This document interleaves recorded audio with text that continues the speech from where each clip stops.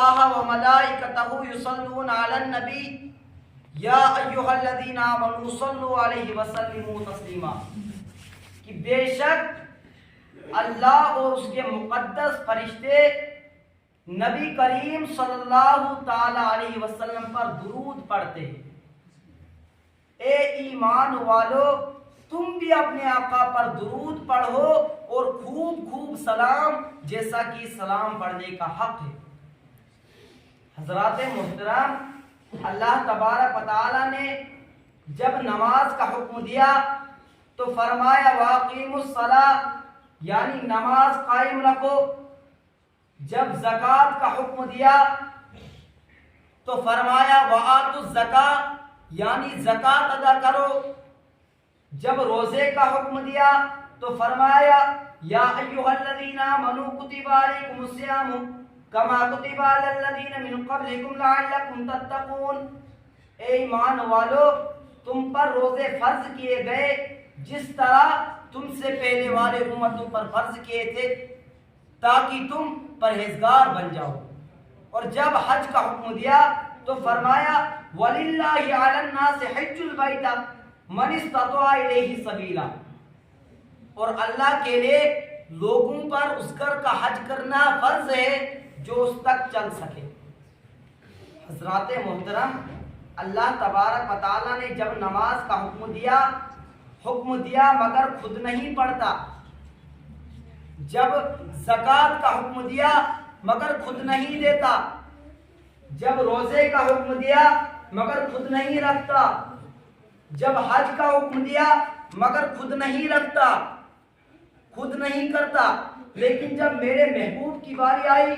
جب آمینہ کے لال کی باری آئی، جب طٰہٰ کی باری آئی، جب یاسین کی باری آئی، جب مزمل کی باری آئی، جب مدثر کی باری آئی، جب میرے پیارے آقا صلی اللہ تعالی علیہ وسلم کی باری آئی تو خود ارشاد فرمایا ان اللہ و ملائکتہ یصلون علی النبی یا ایھا الذین آمنوا صلوا علیہ وسلموا تسلیما، کہ بے شک اللہ اور اس کے مقدس فرشتے نبی کریم صلی اللہ تعالی علیہ وسلم پر درود پڑھتے ہیں۔ اے ایمان والو، تم بھی اپنے آقا پر درود پڑھو اور خوب خوب سلام، جیسا کہ سلام پڑھنے کا حق ہے۔ حضرات محترم، درود شریف ایک ایسا وظیفہ ہے جس کے ذریعے امتی اپنے رسول کا قرب حاصل کر لیتا ہے۔ چنانچہ حدیث پاک میں آتا ہے کہ رسول کریم صلی اللہ تعالی علیہ وسلم ارشاد فرماتے ہیں کان نبی یوم القیامت اکثر علیہ الصلاۃ، یعنی قیامت کے دن وہ شخص مجھ سے سب سے زیادہ قریب ہوگا جس نے دنیا میں کثرت سے مجھ پہ درود پڑھا ہوگا۔ حضرات محترم، حضور صلی اللہ تعالی علیہ وسلم کی بارگاہ میں درود و سلام کا نذرانہ پیش کرنا در حقیقت اپنی غلامی کا ثبوت پیش کرنا ہے، اور یہ درود در حقیقت رسول کریم صلی اللہ تعالی علیہ وسلم کی سب سے بڑی تعظیم و توقیر ہے۔ حضرات محترم، اللہ تبارک و تعالی نے حضرت آدم علیہ السلام کی تعظیم و توقیر کے لیے فرشتوں کو سجدہ کرنے کا حکم دیا،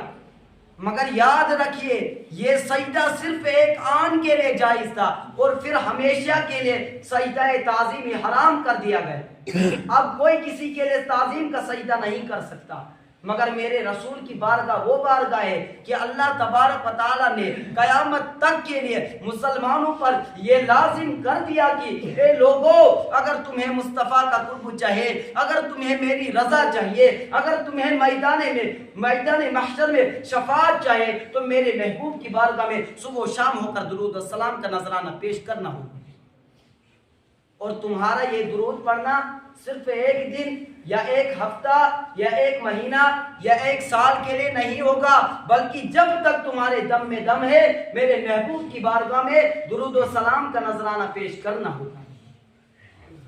حضرات محترم،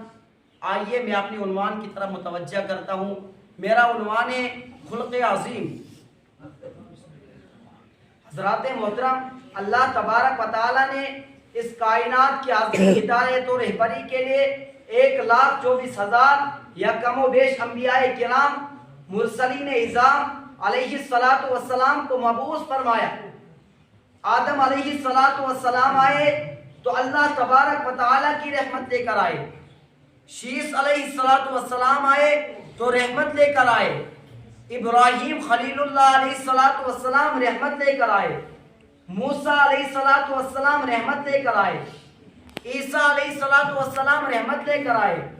خلیل اللہ علیہ السلام رحمت لے کر آئے، روح اللہ علیہ السلام رحمت لے کر آئے، سارے نبی رحمت لے کر آئے، سارے رسول رحمت لے کر آئے، لیکن میرے حضور صلی اللہ تعالیٰ علیہ وسلم رحمت بن کر تشریف لائے۔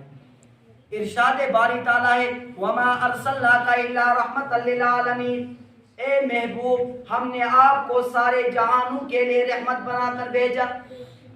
حضرات محترم، اللہ تبارک و تعالیٰ نے اپنی عظمت و شان کو قرآن میں یوں بیان فرمایا، الحمدللہ رب العالمین، تمام تعریفیں اللہ تبارک و تعالیٰ کے لیے ہے جو سارے جہانوں کا پالنے والا ہے۔ حضرات محترم، ہمارا اللہ رب العالمین ہے اور ہمارے نبی صلی اللہ تعالیٰ علیہ وسلم رحمت للعالمین ہے۔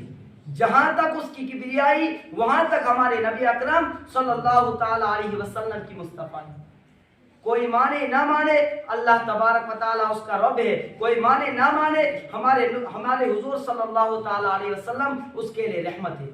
عالمین یعنی دونوں جہان حضور صلی اللہ تعالیٰ علیہ وسلم کی رحمت لینے والے ہیں، اور آپ رحمت للعالمین ہیں یعنی رحمت دینے والے ہیں۔ لینے والا گدا ہوتا ہے اور دینے والا شاہ ہوتا ہے، تو نتیجہ یہ نکلا دونوں جہاں میرے آقا کے در کے گدا ہے اور آپ دونوں عالم کے داتا ہیں۔